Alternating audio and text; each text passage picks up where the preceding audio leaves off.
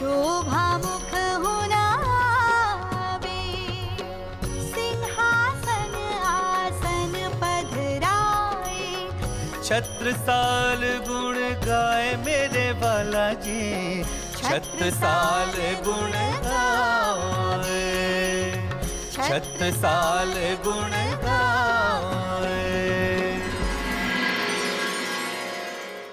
वेदाहमेतं पुरुषं महान्तं आदित्यवर्णं तमसः परस्तात्, तमेव विदित्वाति मृत्युमेति नान्यः पंथ विद्यते अयनाय।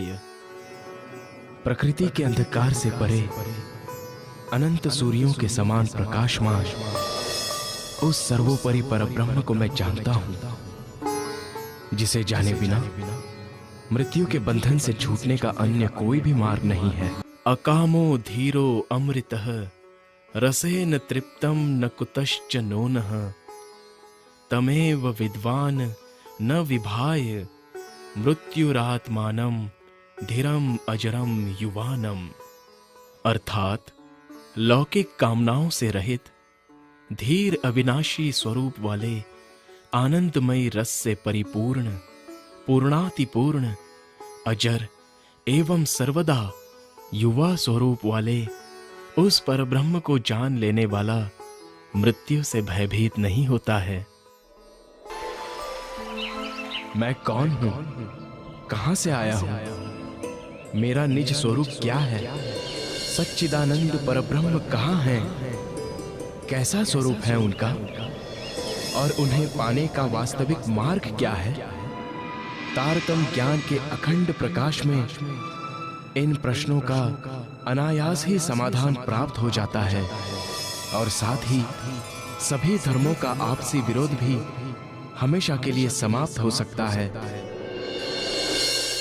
लहराते हुए महासागर की अथाह जल राशि में जिस प्रकार असंख्य बुलबुले पैदा होते हैं और तत्क्षण उसी में लीन हो जाते हैं, उसी प्रकार महामाया से असंख्य लोग पल पल में प्रकट होते हैं और उसी की गोद में समाप्त हो जाते हैं। अज्ञानता की गहन निद्रा में सोने वाला सामान्य मानव तो ये सोचकर ही आश्चर्य में डूब जाता है कि वो जिस पृथ्वी पर रहता है उससे 13 लाख गुना बड़ा इस सूर्य का अस्तित्व हमारी आकाश गंगा के सबसे छोटे नक्षत्र के रूप में है। इस आकाश गंगा में करोड़ों सूर्य हैं जो सभी हमारे सूर्य से बड़े हैं। ये आकाश गंगा इस ब्रह्मांड की सबसे छोटी आकाश गंगा है। इससे बड़ी बड़ी करोड़ों आकाश गंगाएं इस अनंत आकाश में विद्यमान है। ब्रह्मांड का विस्तार इससे भी अधिक है जो अभी तक मानवीय बुद्धि में नहीं आ सका है।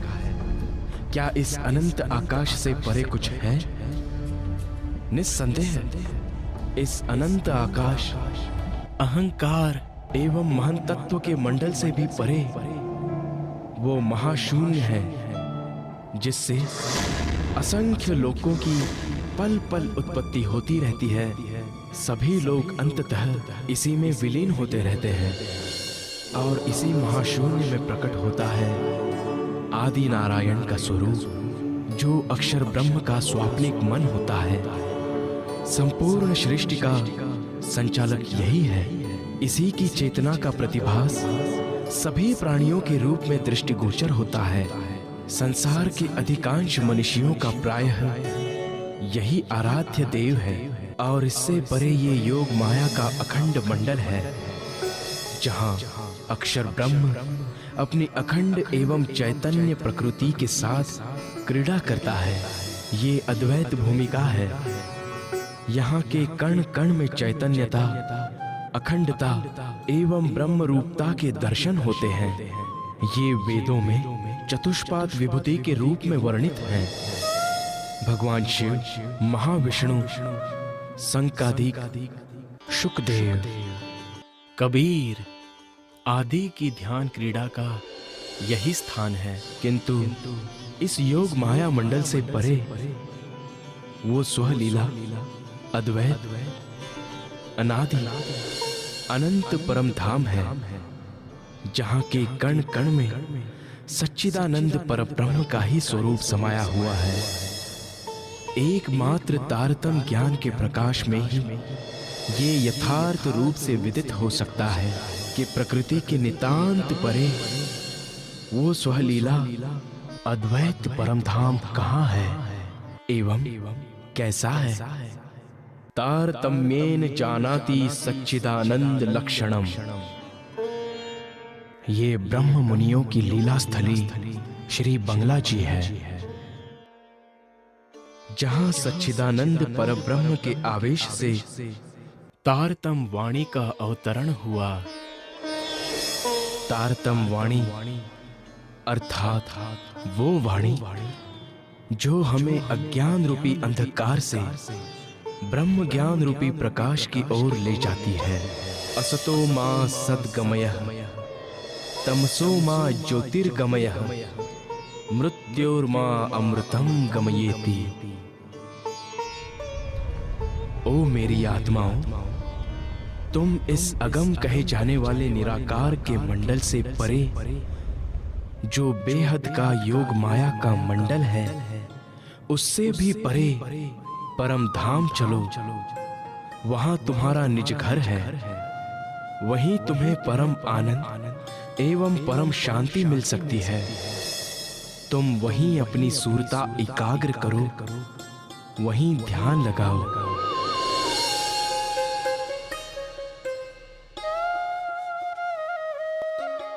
प्रणाम। मैं श्री प्राणनाथ जी का एक सुंदर साध लालदास हूं। आज मैं इस समस्त जगत को भगवान शिव के सांकेतिक कथन को तारतम्य ज्ञान के प्रकाश में सुनाता हूं। जब भगवान शिव और मां उमा हिमालय की कंधराओं में घोर साधना में लीन थे और उस रहस्यमयी अमर कथा की भूमिका बन रही थी, जिसे भगवान शिव ध्यान में डूबकर ईश्वर से ग्रहण कर रहे थे।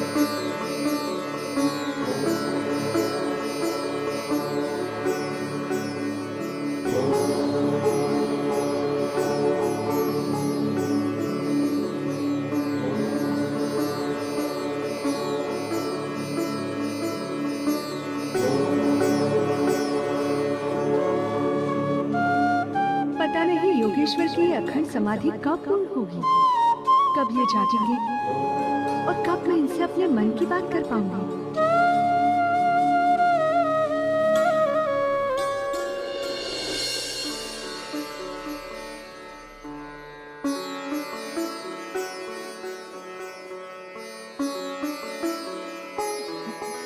योगेश्वर को मेरा कोटि कोटि प्रणाम। आपको भी हमारा स्नेहिल अभिवादन। प्रिय, क्या बात है उमा, आज आप हमें यूं एकटक क्यों निहार रही हैं? नाथ, आज आपके मुखमंडल पर एक विशेष प्रसन्नता दिखाई दे रही है। सत्य कहा प्रिय, आज हम अति प्रसन्न हैं। हे नाथ, क्या आपकी इस प्रसन्नता को जानने का परम सौभाग्य मुझे मिलेगा? अवश्य प्रिय, आज हमें समाधि की अवस्था में एक ऐसा ज्ञान प्राप्त हुआ है जो इस सृष्टि में अभी तक किसी को प्राप्त नहीं हुआ है, और जिसे जानने के लिए हम सहस्त्र वर्षों से समाधि में लीन थे। ऐसा लगता है कि कभी भी ना प्राप्त होने वाला ये ज्ञान हमें उस पर ब्रह्म के आदेश से ही प्राप्त हुआ है।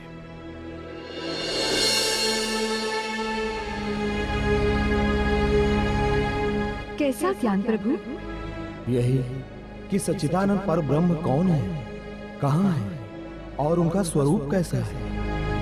और हाँ प्रिय, जानती हो, संयोगवश हमारे साथ ईश्वर और सदाशिव भी इस रहस्य को जानने के लिए समाधि में लीन थे। तब उनके तप से प्रसन्न होकर अक्षर ब्रह्म ने सदाशिव को परम धाम का ज्ञान दिया। और जब अक्षर ब्रह्म सदाशिव को ज्ञान दे रहे थे, तब उस ज्ञान को ईश्वर ने ग्रहण कर लिया और उनसे मैंने। ये तो बहुत अच्छा हुआ योगेश्वर, किंतु क्या आपकी अर्धांगिनी होने के नाते मैं इस अमृत में ज्ञान की धारा का लाभ ले सकूंगी? हे प्रभु, आप तो कृपा के सागर हैं। कृपा कर इस अमृत धारा को मेरे हृदय में प्रवाहित कर इसकी क्षुधा को शांत कर दीजिए। हे प्रभु, कृपा कर मुझे भी इस रहस्य से अवगत करा दीजिए, जिसे जानने के लिए आपने सहस्त्र वर्षों तक समाधि ली थी। हे देवी, वैसे तो इस रहस्य को जानने की पात्रता कार्तिकेय और गणेश में भी नहीं है, किंतु आप हमारी अर्धांगिनी हैं, हमारी सहधर्मिणी हैं, और आपको इसे जानने की तीव्र जिज्ञासा भी है। इसीलिए इसे हम आपको अवश्य सुनाएंगे।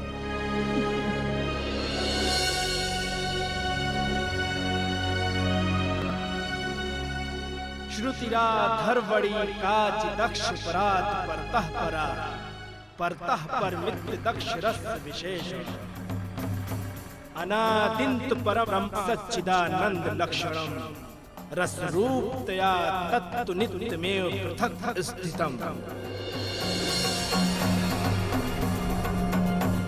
वो अनादि परब्रह्म अक्षर ब्रह्म से भी परे है। वो सच, चित और आनंद के लक्षणों वाला है। वास्तव में यही सबके लिए उपास्य है।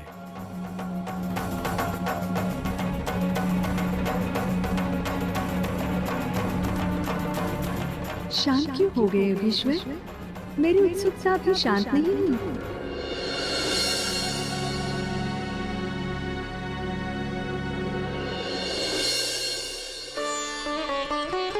अब और क्या जानना चाहती हैं? अक्षरातीत परब्रह्म के विषय में? हे योगेश्वर, अभी तक आपने ये नहीं बताया कि अक्षरातीत परब्रह्म का स्वरूप कैसा है। क्या उनकी कोई उपमा है? क्या उनके हृदय में भी प्रेमवास करता है? वो उपमा से रहित है। स्वलीला द्वैत तथा इंद्रियों से प्रत्यक्ष न होने वाला वह परब्रह्म अति प्रेममयी किशोर स्वरूप को धारण करने वाला है तथा आत्मरूप सखियों का अति प्यारा परम तत्व है। हे योगेश्वर, कृपया आप मुझे विस्तार से समझाएंगे? तो सुनो देवी, उस प्रेममयी परम तत्व को धारण करने, प्यार करने और रस लेने में सखियां प्रत्यक्ष रूप से समर्थ नहीं है। अतः उसे रमण करने के लिए श्यामा जी उनका प्रथम अंग है। वे प्रियतम परब्रह्म की हृदय स्वरूपा हैं और सखियां उनके हृदय स्वरूपा हैं। हमें उनके अनुभव का सौभाग्य कब प्राप्त होगा? 28वें कलयुग में, जब परब्रह्म के अभिन्न अंग आनंद स्वरूपा आत्माएं इस नश्वर जगत में असत जड़ व दुखमयी लीला को देखने की इच्छा से प्रकट होंगी, तब वे असहनीय दुखों को प्राप्त हो जाएंगी। उस समय सुंदरी और इंद्रा नाम की दो आत्माएं परम धाम से चंद्र और सूर्य नाम से अवतरित होंगी। उनके अंदर प्रियतम परब्रह्म आवेश स्वरूप से विराजमान होकर अपनी आत्माओं को निज घर की याद दिलाएंगे एवं इस जगत से अज्ञान रूपी अंधकार का नाश करेंगे।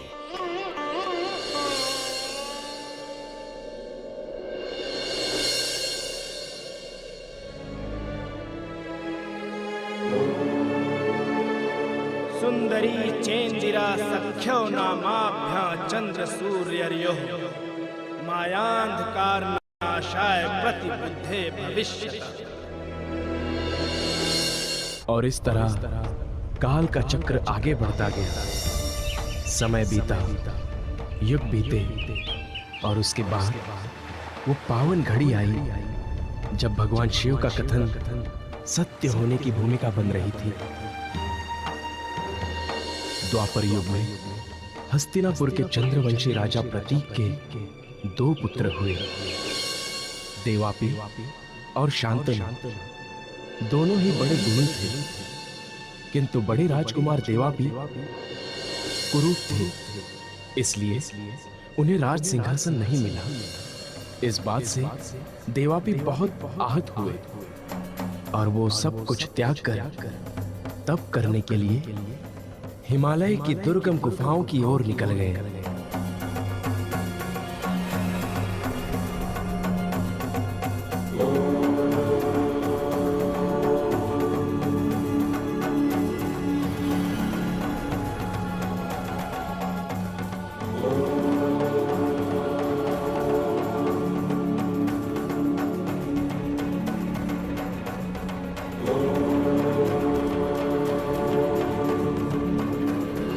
प्रणाम मुनिवर। प्रणाम चंद्रवंशी। देवापी, तो आपने कैसे जाना कि मैं ही देवापी हूँ? आश्चर्यचकित ना हो देवापी, मैं तो ये भी जानता हूँ कि आप यहाँ पर किस उद्देश्य से आए हैं। मेरी उत्सुकता को इतना ना बढ़ाइए मुनिवर। कृपा अपना परिचय दीजिए कि आप कौन हैं और मेरे विषय में इतना सब कैसे जानते हैं। मैं सूर्यवंशी राजा मारू हूँ और मैं भी उसी प्रकार अपना सर्वस्व त्याग कर तपस्या करने आया हूँ जिस प्रकार आप यहाँ आए हैं। सत्य कहा मुनिवर। जब मेरी योग्यता पर रूप, रंग और बाहरी सुंदरता ने आघात कर दिया, तब मुझे लगा कि यह दुनिया मनुष्य की बाहरी आवरण देखकर उसकी योग्यता का आकलन करती है, किंतु मैं इस दुनिया के आकलन को निर्मूल कर तपस्या के मार्ग पर जाना चाहता हूँ, जहाँ मनुष्य की भक्ति और उसकी योग्यता को महत्व दिया जाता है। सत्य कहा आपने। तपस्या ही एकमात्र मार्ग है जिस पर मनुष्य को चलने